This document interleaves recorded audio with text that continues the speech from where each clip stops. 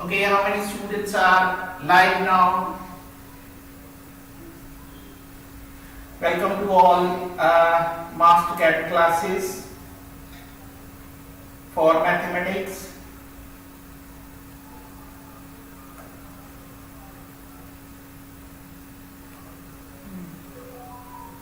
So today we will start with the topic. Last time we have studied in the two lecture. In the first lecture we have studied about the conic section. What is conic? How their intersect will be done. उसका intersection किस तरह से होता है conic section का. और फिर हमने पैराबोला किया. आज हम फिर से पैराबोला को कंटिन्यू करेंगे. ठीक है जी, पैराबोला को ही कर रहे हैं. कल हमने कुछ शॉर्टकट ट्रिक्स किए थे पैराबोला से रिलेटेड. सो जिसमें हमने एक बहुत ही अच्छा मेथड सीखा था. So let us revise that method. So we will start with that method. कि what is that method? Once again I will write on the board. This is the shortcut trick we have done. That is ax square plus b xy plus cy square dx ey plus f is equal to 0.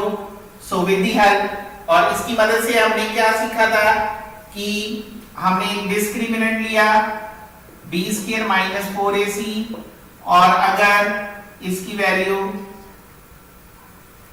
तीन values इसमें हमने देखी थी discriminant में. अगर discriminant की value equal to 0 है तो ये पैराबोला है. और अगर डिस्क्रिमिनेंट की वैल्यू लेस देन 0 है तो हमारे पास दो कंडीशन बनती है. हमारे पास कौन कौन सी दो कंडीशन बनती है इसमें? एक तो हमारे पास बनता है सर्कल और एक बनता है एलिप्स. इसमें हमारे पास दो कंडीशंस बनती हैं. एक है हमारे पास सर्कल और एक एलिप्स. एक सर्कल और एक एलिप्स बनता है. सर्कल के केस में हमारे पास क्या है? ये कंडीशन है b की वैल्यू 0 के इक्वल आ जाती है और a is equal to c के इक्वल आ जाता है. यानी कि कोएफिशिएंट ऑफ x स्क्वायर और कोएफिशिएंट ऑफ y स्क्वायर जो है वो सेम आ जाता है. तो ये हमारे पास सर्कल बनता है. और अगर ग्रेटर देन एलिप्स के केस में हमारे पास बनता है b is not equal to 0. b is not equal to 0, a is not equal to c. a is not equal to c और ग्रेटर देन 0 हो तो ये एक ही केस बनता है हाइपरबोला. सो कल इसके क्वेश्चंस की प्रैक्टिस भी हमने की थी. सो एक और हमने देखा था कि how to find the latest vector. How to find the latest vector with the help of shortcut trick for second degree equation. ये सेकंड डिग्री इक्वेशन का था. सेकंड एक और रिवाइज करवा देते हैं आपको because it's very necessary to revise these things. So mind में सेटअप हो जाए और उसके बाद आप बहुत अच्छा कर सको.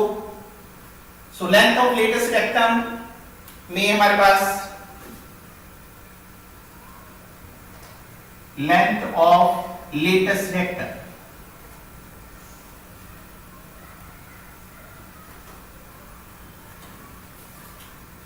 लेंथ ऑफ लेटेस्ट वेक्टर में हमारे पास दो इक्वेशन थी इन टर्म्स ऑफ x और in terms of y. In terms of x हमारे पास इक्वेशन है ax square by plus cx plus d. ax square plus by plus cx plus d is equal to 0. और दूसरी equation है a y square, same लिख लो, b ay square by cx plus d is equal to 0. अगर हम same भी लिख लेंगे तब भी कोई फर्क नहीं पड़ेगा. सिर्फ याद क्या रखना है हमने, यहां पे जो फॉर्मूला बनेगा वो बनेगा coefficient of y upon coefficient of x square, coefficient of y upon coefficient of x square, और इन टर्म्स ऑफ जब हमारे पास y square होगा तब हमारे पास फॉर्मूला बनेगा coefficient of x upon coefficient of y square, coefficient of x upon coefficient of y square. So हमारे पास ये length of latest vector का हमने फॉर्मूला दिया था for second degree equation, for second degree equation, ठीक है जी. सो मे बी आप सभी ने ये चीज रिमेंबर कर ली होगी. सो इसके आगे चलते हैं कुछ और फॉर्मूलाज की तरफ. If we want to find the equation of the axis of the parabola, then what to do? Equation of the axis of the parabola. With the help of question हम इसे सीखते हैं. So here is the question.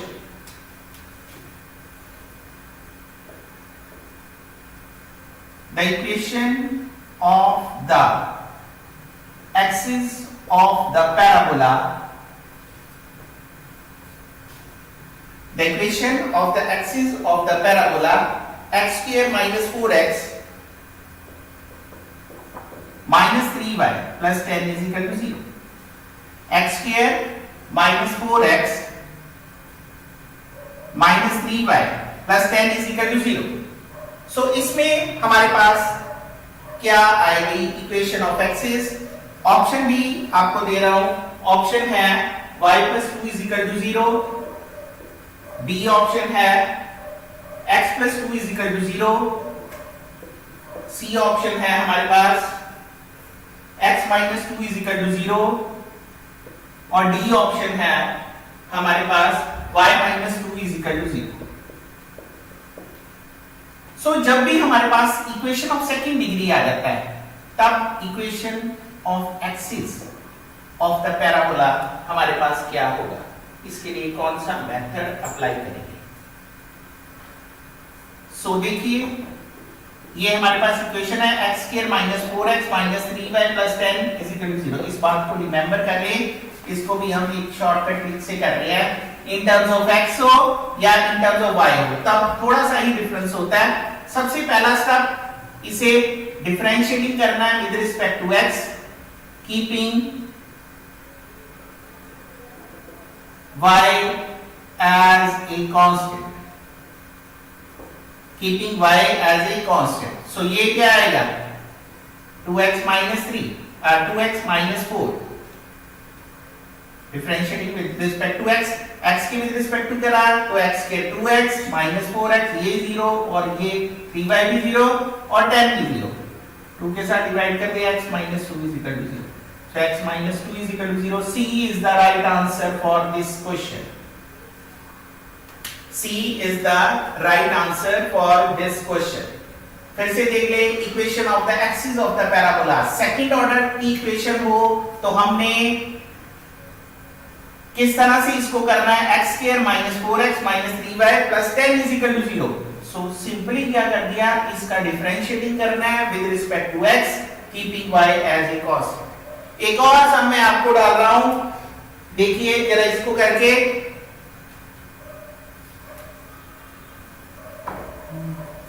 रब कर रहा हूं मैं इसे.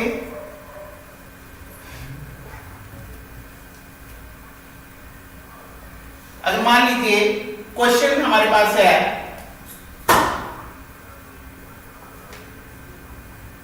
The axis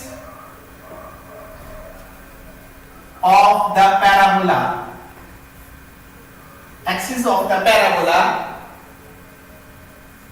y square minus 6x minus 4y, y square minus 6x minus 4y is equal to 5 is. so हमारे पास क्या इसका आंसर आएगा. so it will be little confusing. अभी तो जो हमने मेथड किया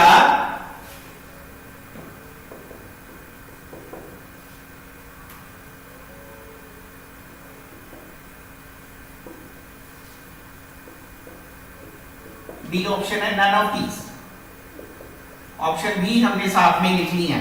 y minus 1, y minus 2, y plus 2 or none of these. The equation of the axis of the parabola, इसकी parabola की axis क्या होगी? चलो हमने जल्दी जल्दी पूछ लेते हैं कि इसको किस तरह से करेंगे। देखिए जो हमने पहला किया क्वेश्चन, उसमें जो यहां था वो कौन सी इक्वेशन थी? वो थी एक्स स्क्वायर, और यहां भी क्या है? अब है वाई स्क्वायर। और जब टर्म हमारे पास इस तरह की इक्वेशन आ गई तो उसमें थोड़ा सा मेथड हमारा है वो चेंज हो जाता है। बेसिक कॉन्सेप्ट वैसे ही रहता है कि हमने डिफरेंशिएटिंग ही इसे करना है। इसे हमने डिफरेंशिएटिंग पहले किसके विद रिस्पेक्ट टू किया था? पहले हमने विद रिस्पेक्ट टू एक्स किया था। अब क्या करेंगे? Differentiating with respect to y, keeping x as a constant, keeping x as a constant. So ये हमारे पास क्या आया? 2y minus 4 is equal to 0. So y minus 2 is equal to 0. y minus 2, B is the right option for this question. B is the right option for this question. ठीक है जी? Maybe you will all understand this concept. So a question मैं आप लोगों के लिए डाल रहा हूं, नोट डाउन कर लीजिए इस क्वेश्चन को अच्छी तरह से। विजिबिलिटी के लिए बता दीजिए विजिबिलिटी सही है नहीं है, आपको ये आ रहा है समझ, नहीं आ रहा है यस और नो कमेंट बॉक्स में लिखते हैं। I want to check। फिर से मैं इसको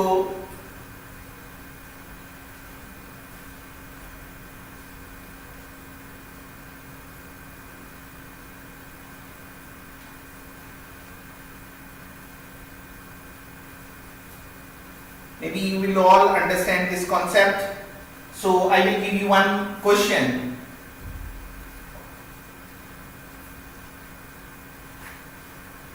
You will solve this question.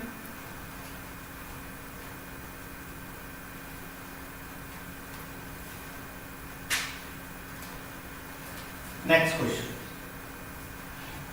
The axis of the parabola. The axis of the parabola 3x square minus 6x, 3x square minus 6x minus y, y plus 6 is equal to 0 is A option है हमारे पास x minus 2 is equal to 0, B option है हमारे पास x minus 1 is equal to 0, C option है हमारे पास x plus 1 is equal to 0, और D option है हमारे पास 2x minus 1 is equal to 0. So give me the answer within 1 minute or less than 1 minute. You can do this question within less than 1 minute or within few seconds. So I will check whether how many students will give the right answer for this question.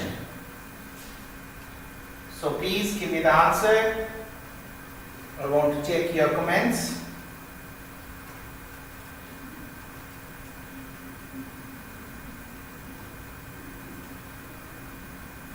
Shikha Bansali, B is the right option. Okay. Any other students?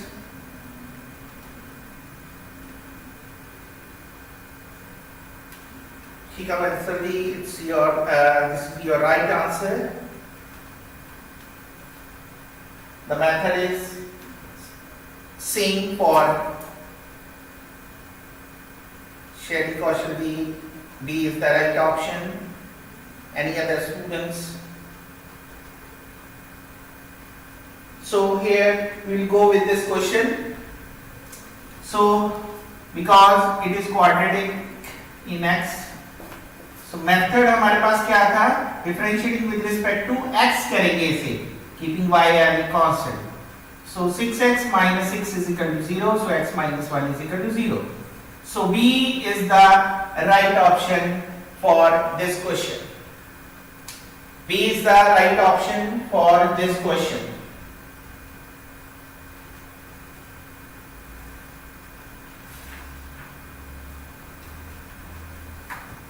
So I think you will all understand the concepts of parabola very easily.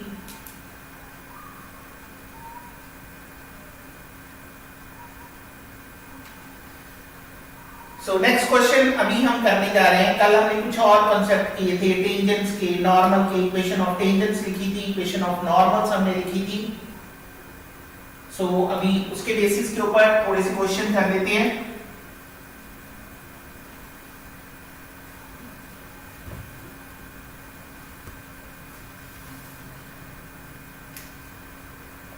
Question है the number of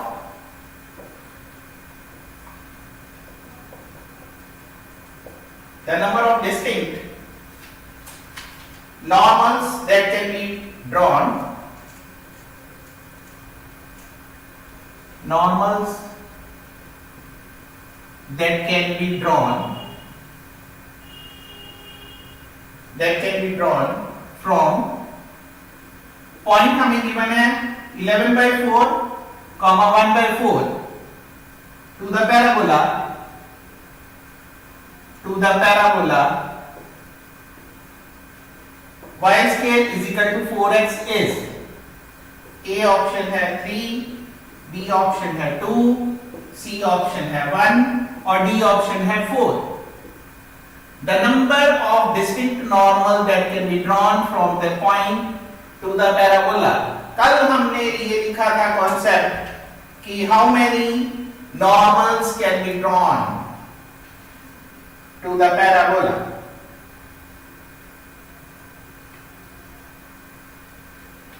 So बताइए how many normals can be drawn to the parabola.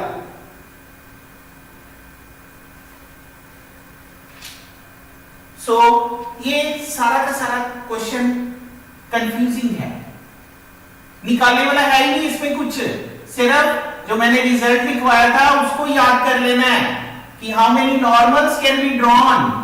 So there will be 3 normals can be drawn to the parabola. So A is the right option.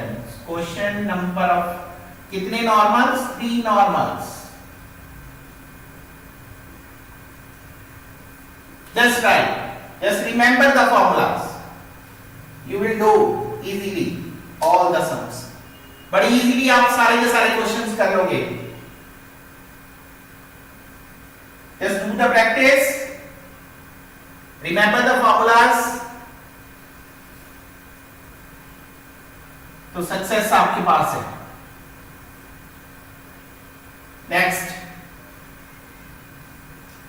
Next question. The normal drawn at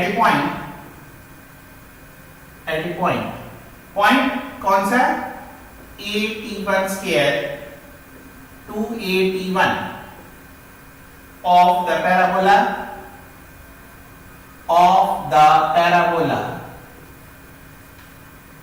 हमारे पास क्या है? y scale is equal to 4ax. Y scale is equal to 4ax of the parabola. Y scale is equal to 4ax. Meet it again.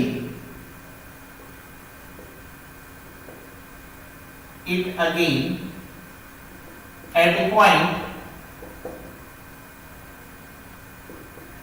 8t2 square 2at2. Then तब हमारे पास क्या होगा कि अगर हम कोई नॉर्मल ड्रॉन करें पैराबोला से, तब हमारे पास क्या बनता है? ये एक स्टैंडर्ड रिजल्ट है.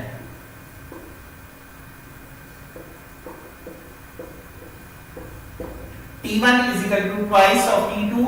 B है T1 square is equal to twice of T2 square. C option है T1 T2 is equal to -1 और D ऑप्शन है none of these, none of these कि जो नॉर्मल है at the point 81 square to 81 of the parabola y square is equal to 4ax, meet it again at the point a2 square to a2, then हमारे पास कौन सा relation बनता है?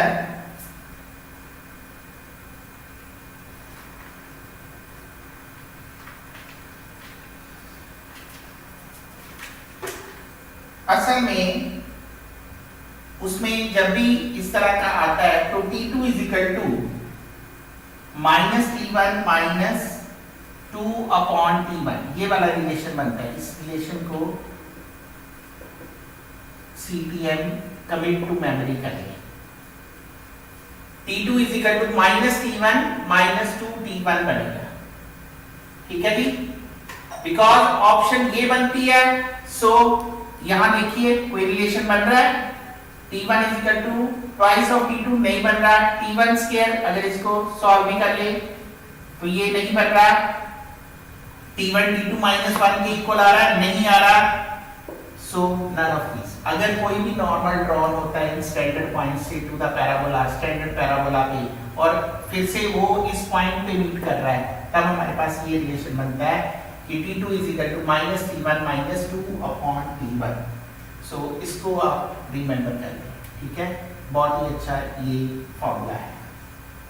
So we will move toward the next question.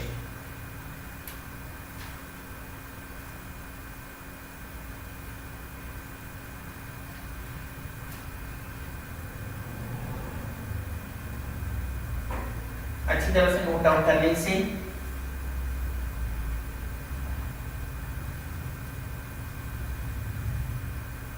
Next देखिए,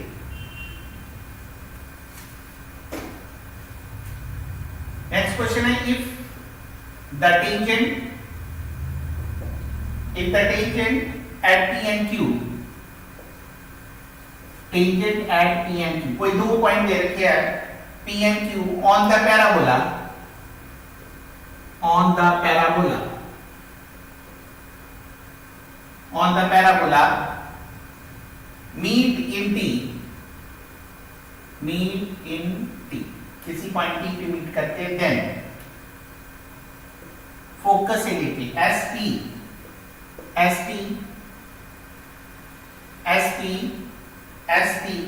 and SQ are in,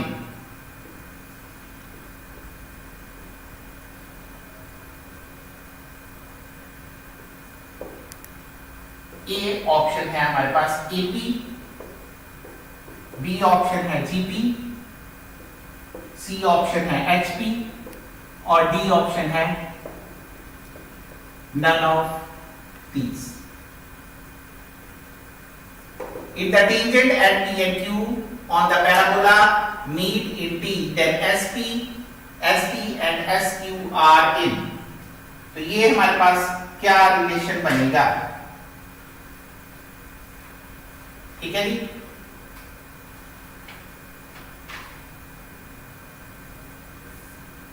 ये parabola, ये होता है फोकस S, एक पॉइंट P ले लिया, एक Q ले लिया और एक tangent T। If the tangent at P and Q of the parabola meet in T, ये इस तरह से टेंजेंट लाइन टच करती है,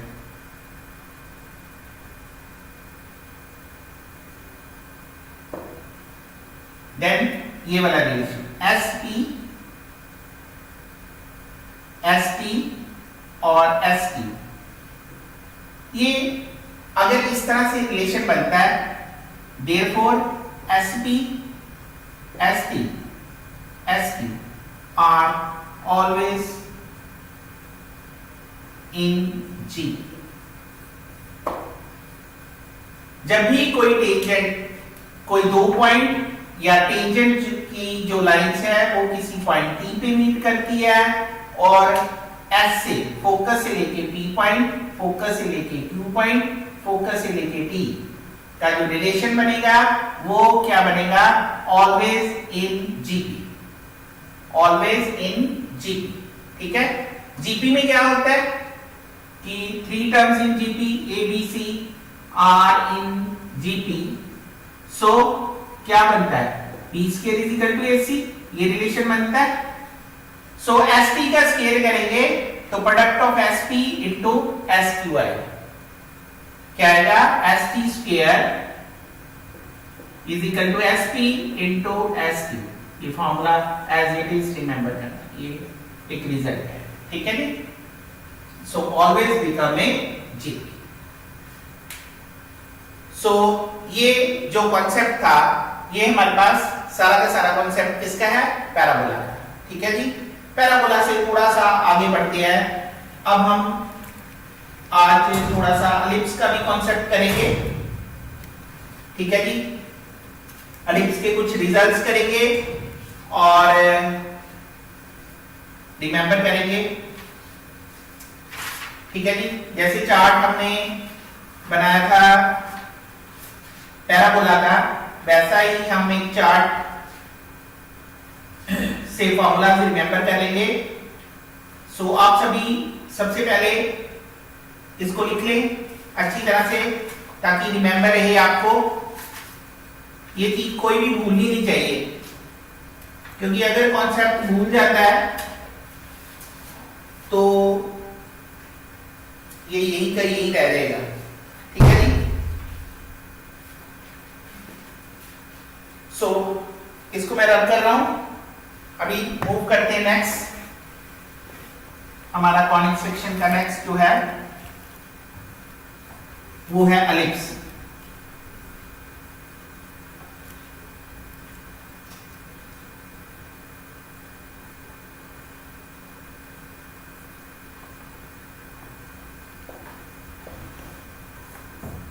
कॉनिक सेक्शन का एलिप्स। सबसे पहले डेफिनेशन से इसको देखते हैं कि an ellipse is the locus of point. An ellipse is the locus of point which moves in a plane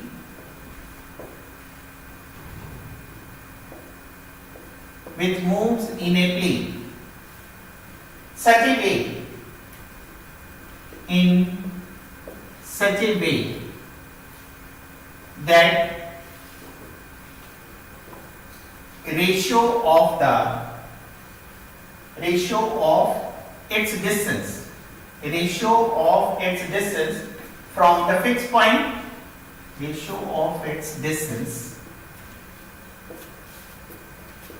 the fixed point, fix point को हम क्या बोलते हैं, फोकस। फिक्स पॉइंट को क्या बोलते हैं, focus. In the same plane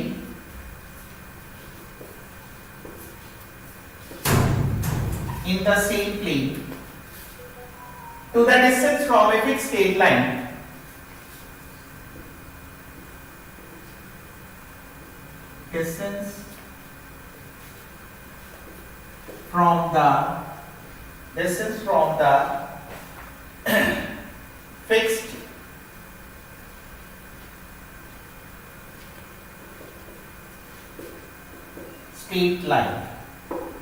fixed straight line is always constant and is less than 1। ये इंपॉर्टेंट पॉइंट है कि जो कांस्टेंट रेशियो और फिक्स पॉइंट और फिक्स स्ट्रेट लाइन की जो रेशियो है वो क्या होती है, always constant.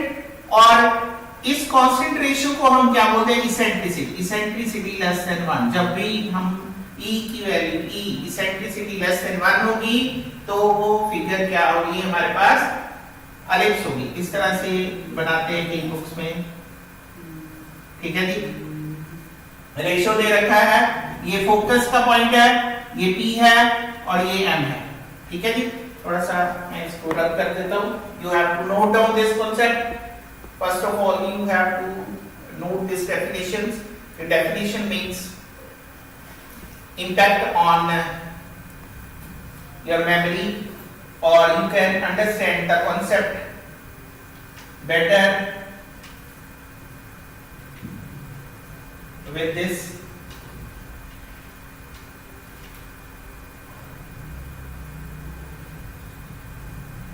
I think you have all now known these concepts, so I will run it. अभी सिंपल सी बात यह है कि एलिप्स में जो फिक्स पॉइंट से लेके ये इसको इस तरह से समझ लेते हैं, ये फोकस का पॉइंट है, ठीक है, ये पी पॉइंट है और ये एम है।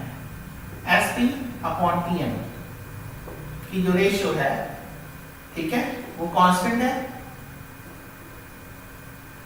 कांस्टेंट रेशियो ई के इक्वल होती है और ई जो है वो लेस देन 1 है, यानी कि S P upon P M less than P, और S P is equal to E time of P M, S P is equal to E time of P M, इस तरह से हम बोलते हैं, ठीक है जी। सो एलिप्स के बारे में जान लेते हैं, और कि एलिप्स देखने में कैसा होता है, इसमें क्या क्या चीजें होती हैं और क्या क्या इसके फॉर्मूलाज होते हैं, ठीक है जी। ये हमारे पास एक्सिस है, एक्स ओ एक्स डैश, ये हमारे पास Y O Y dash, Y O Y dash. There are little bit disturbance is happening around us because there is a heavy storm is outside our house, or the weather is changing in these days.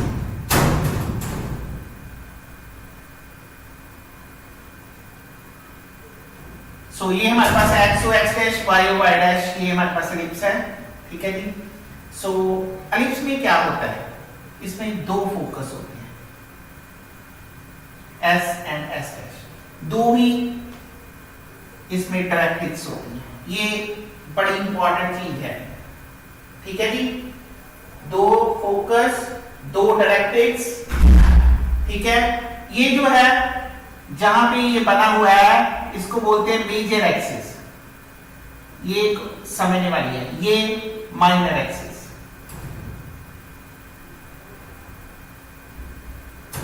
ये directrix, ये भी directrix,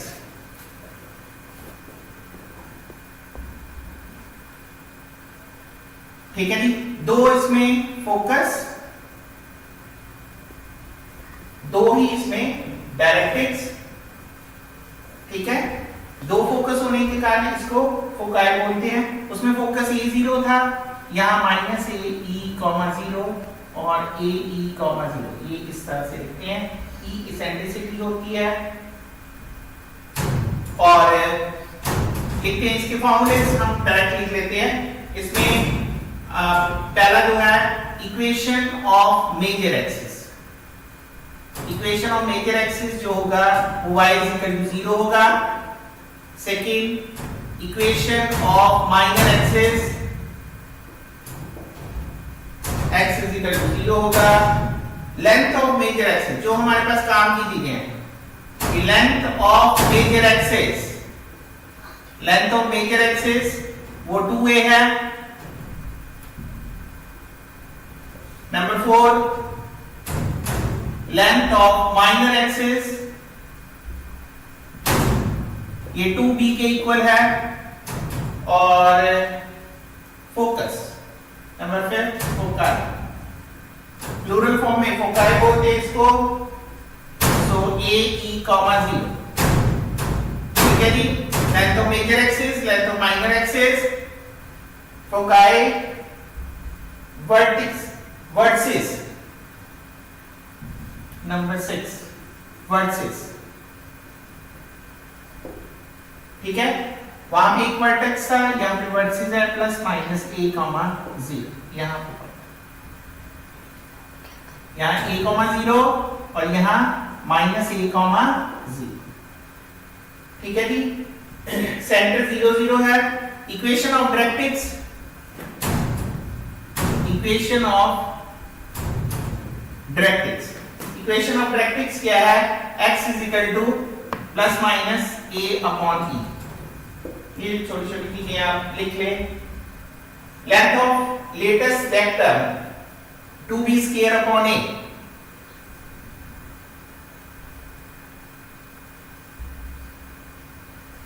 latest vector 2b²/a के equal आता है। ठीक है जी। सो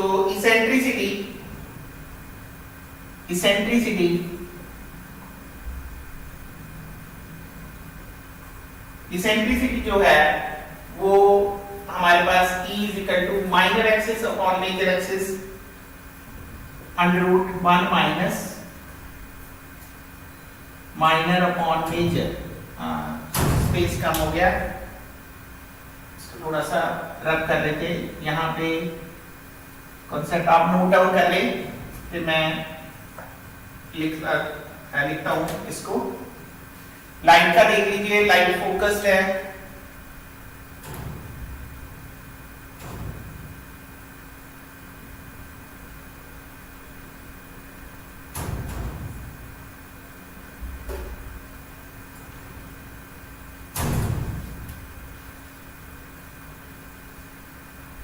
I think सभी ने नोट डाउन कर लिया होगा।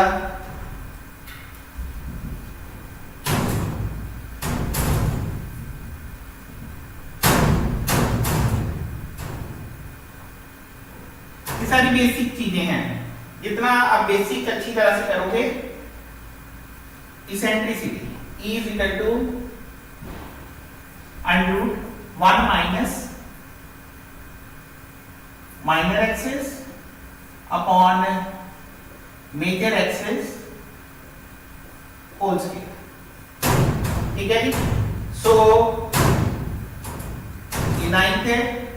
एक और भी वे है, b² = a² 1 माइनस e²। ये भी याद रखें कि अगर हमने साइड्स निकालनी हो, b² = a² 1 माइनस e² के इक्वल आता है। सो ये सारा का सारा हमारे पास है एलिप्स का कॉन्सेप्ट। ठीक है जी। What is the standard form? एक हमारे पास एक छूट गया concept. So what is the general equation?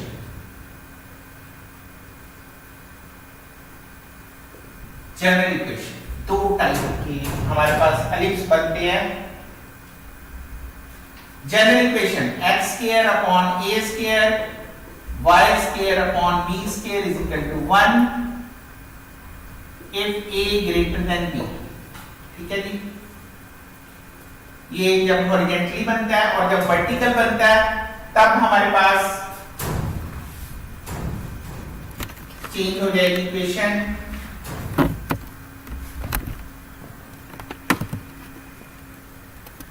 इसको ऐसे लिखते हैं y² अपॉन b² = 1। यहाँ पे a < b है। अगर हॉरिजॉन्टल बन रहा है तब अलग है, अगर वर्टिकल बन रहा है तब हमारे पास अलग है। ठीक है जी। सो you will all remember these formulas. With the help of these formulas, you will able to do all the sums of the ellipse.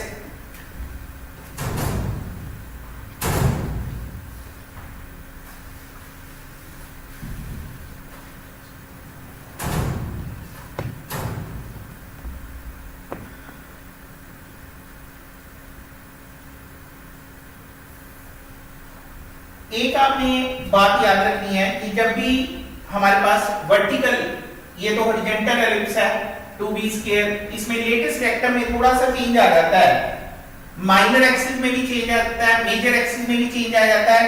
कि जब हमारे पास वर्टिकल एलिप्स होगा, ये हॉरिजॉन्टल फॉर्म है। सो अभी थोड़ा सा वर्टिकल का भी लिख लेते हैं ताकि आप लोग अच्छी तरह से रिमेंबर कर लें। यहाँ पे आ रहे हैं in the vertical form x square upon a square plus y square upon b square is equal to 1. यहाँ पे रहता है a less than b है, a less than b है, तो ये जो फिगर है वो हॉरिजॉन्टल ना बन के कहाँ पे बन रही है, यहाँ पे बन रही है वर्टिकल में, इस तरह से। यहाँ पे आ रहे हैं डायरेक्ट्रिक्स, ठीक है, फोकाई तो दो ही होंगे, ठीक है। सो ये बनाने की जरूरत नहीं है, सिंपली यहाँ पे जो फोकाई है उसकी वैल्यू तो सेम, वैल्यू भी चेंज होती है, बी ई आ जाता है। फोकाई के केस में डायरेक्ट्रिक्स जो है, directrix y is equal to plus minus b upon e आ जाएगा। लेटेस्ट वेक्टर भी चेंज हो जाएगा, लेटेस्ट वेक्टर हमारे पास 2a स्क्वायर अपॉन b, और इसेंट्रिसिटी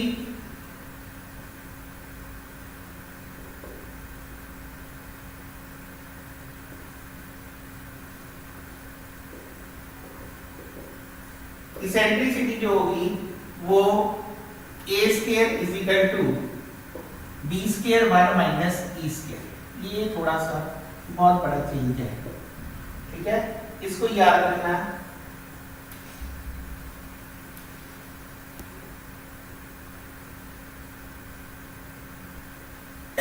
इसमें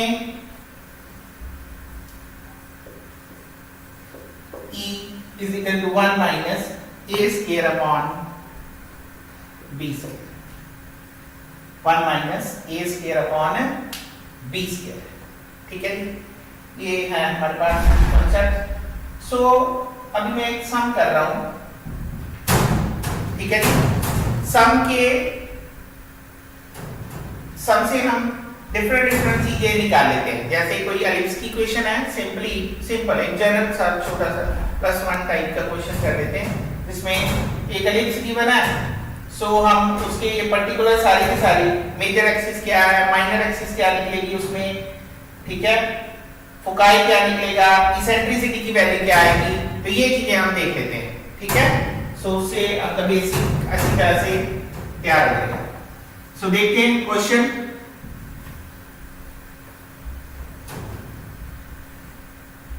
जनरल सा क्वेश्चन है, x स्क्वायर बाय बड़ा पॉपुलर सा है y square by 16 is equal to 1।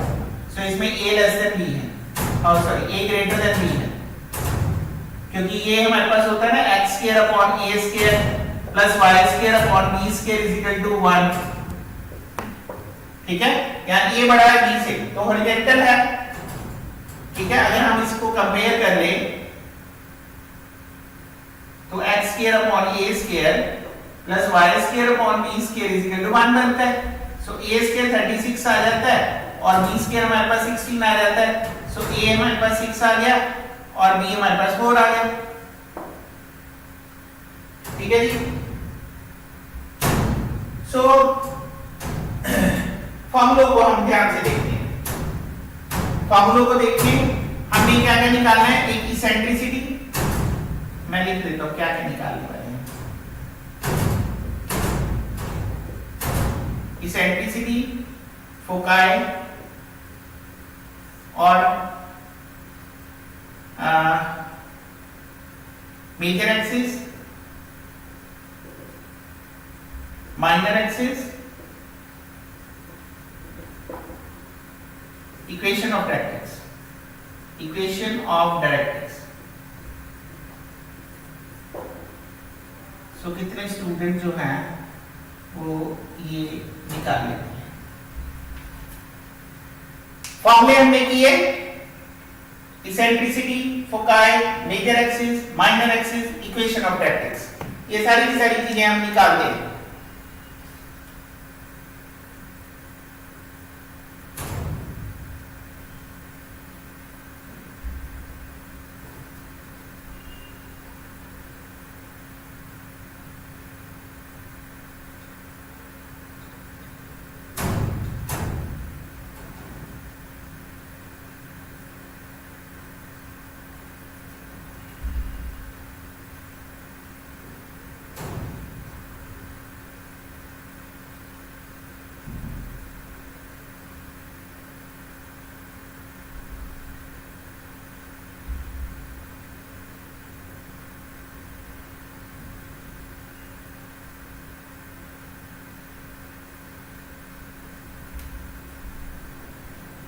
ठीक है जी। Eccentricity, foci, major axis, minor axis, equation of directrix.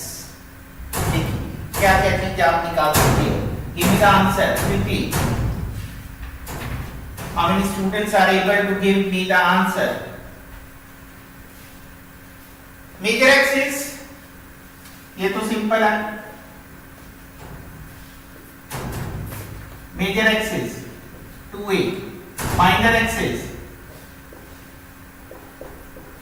2b, major axis 2a, minor axis 2b, so 12, 8 ये आंसर।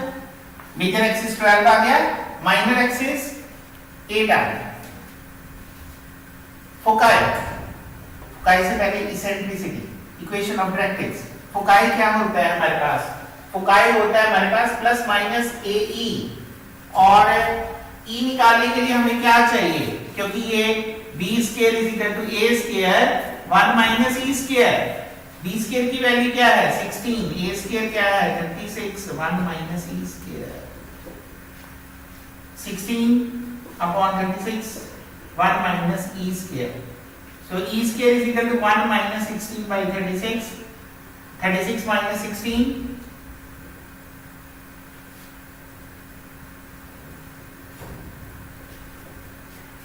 So e की value under root 20 by 36. 4 5 20. 2 root 5 by 6. 2 root 5 by 6, under root 5 by 3, under root 5 upon 3, eccentricity की value E हमारे पास आ गया जी। E हमारे पास आ गया under root 5 by 3। ये first, ये second, ये थर्ड चीज हमने सीख ली। मेजर एक्सिस भी सीख लिया, माइनर एक्सिस भी सीख लिया, इसेंट्रिसिटी भी हमने कैलकुलेट कर लिया under root 5 by 3। सो अभी हमारे पास क्या रह गया? अभी हमारे पास रह गया फोकाई। फोकाई क्या होता है? प्लस माइनस ए ई। ए कितना है? 6। ई कितना है? ई हमारे पास है रूट 5 बाय 3। इसको रब कर दें।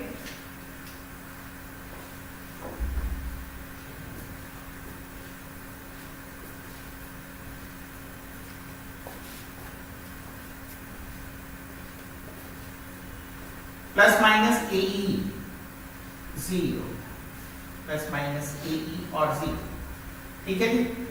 फोकाई ए 6 है, ये plus minus 2 under root 5 comma 0, ये आ गया हमारे पास foci. Equation of directrix plus minus directrix की इक्वेशन। डायरेक्ट्रिक्स क्या होता है?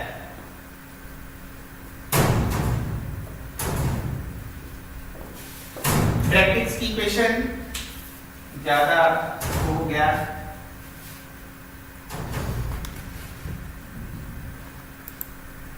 इक्वेशन ऑफ डायरेक्ट्रिक्स हम किस तरह से फाइंड आउट करते हैं? इक्वेशन ऑफ डायरेक्ट्रिक्स के लिए x is equal to plus minus a upon e। a हमने कैलकुलेट कर लिया था, a हमारे पास क्या था? 6। e हमारे पास है रूट 5 बाय 3, तो x क्या है? 18 बाय रूट 5, ये आ गया 18 by root 5. So I think you will all understand this concept very easy.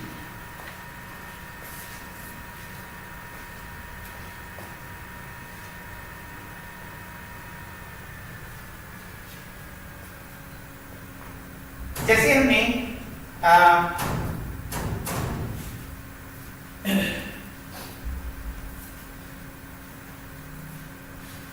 इसमें आगे चलते हैं। एलिप्स में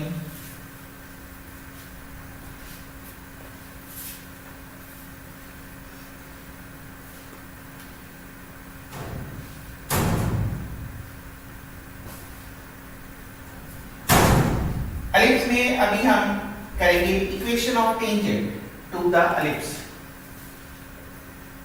equation of tangent to the ellipse. Equation of tangent to the ellipse, हमारे पास equation of tangent to the ellipse क्या होता है? इसमें भी हमारे पास कौन कौन सी फॉर्म है? एक तो हमारे पास पॉइंट फॉर्म है, दूसरा हमारे पास पैरामीट्रिक फॉर्म है,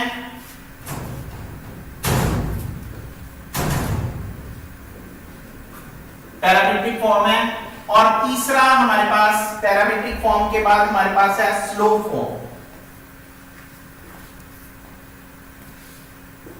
पॉइंट फॉर्म, पैरामीट्रिक फॉर्म और slope form.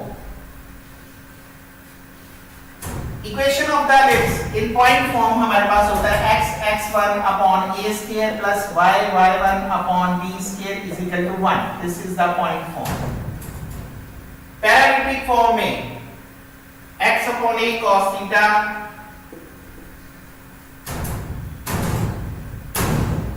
y upon b sin theta is equal to 1.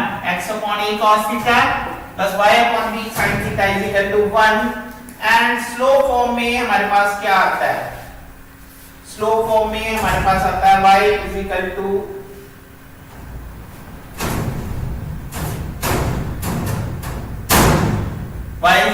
mx plus minus a square m square plus b square, a square m square plus b square। ये हमारे पास क्या है?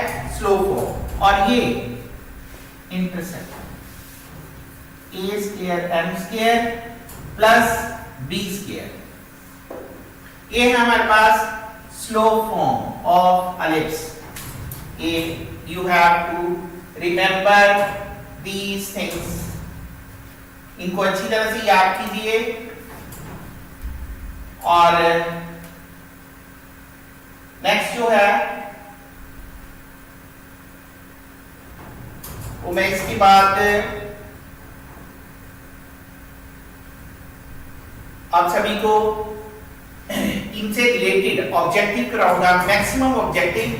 और इसके जो हमारे पास एलिप्स की इक्वेशन ऑफ सेकंड डिग्री है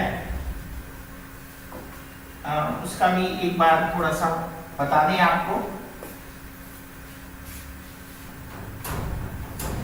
सेकंड डिग्री में हमने किया था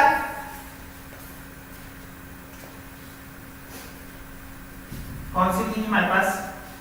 ax square 2hxy plus by square 2gx 2fy plus c is equal to 0। तो एलिप्स के केस में क्या था? x square less than a। और दूसरा जो मैंने शॉर्टकट मेथड आपको बताया था, और एक इसमें और था condition delta not equal to 0 होगी और x के लेस देन a भी होगी। इक्वेशन ऑफ सेकंड डिग्री में ही मेन हम करेंगे कल की क्लास में हम करेंगे। मैक्सिमम हमारा टारगेट रहेगा ऑब्जेक्टिव प्लस शॉर्टकट्स। ठीक है जी, ये कल की क्लास में हमारा टारगेट रहेगा कि हम ऑब्जेक्टिव क्वेश्चन करेंगे और उससे रिलेटेड शॉर्टकट्स करेंगे कि ताकि आपका मैक्सिमम जो है एलिप्स वाला पोर्शन कवर हो जाए। और कल कोशिश करेंगे कि ये फिनिश हो जाए आपका एलिप्स। ठीक है जी, सो थैंक यू।